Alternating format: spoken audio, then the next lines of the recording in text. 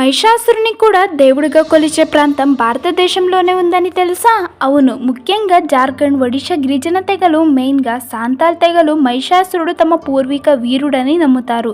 అలాగే ఇక్కడి వాళ్ళు మహిషాసురుడు అసలు రాక్షసుడు కాదు, ఆయన స్థానిక గిరిజన రాజు. ఆర్యుల దాడుల్లో ఆయన మరణించారని చెబుతారు.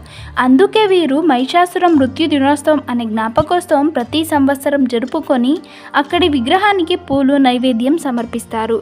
అలాగే కర్ణాటకలోని మైసూర్ చాముండేశ్వరి హిల్స్ పైన మహిషాసురుని విగ్రహం ఉంది. అక్కడ మెయిన్గా అమ్మ చాముండేశ్వరికి పూజలు చేస్తారు.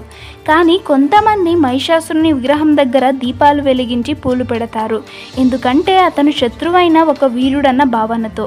అలాగే పురాణాల్లో మహిషాసురుడు చెడు శక్తి, అందుకే ఆలయాలలో పూజలు జరగవు. కానీ జానపదం, గిరిజన విశ్వాసాలలో మహిషాసురుడు తమ వంశ వీరుడు కాబట్టి గౌరవంతో ప్రతి సంవత్సరం వీర పూజ చేస్తారు.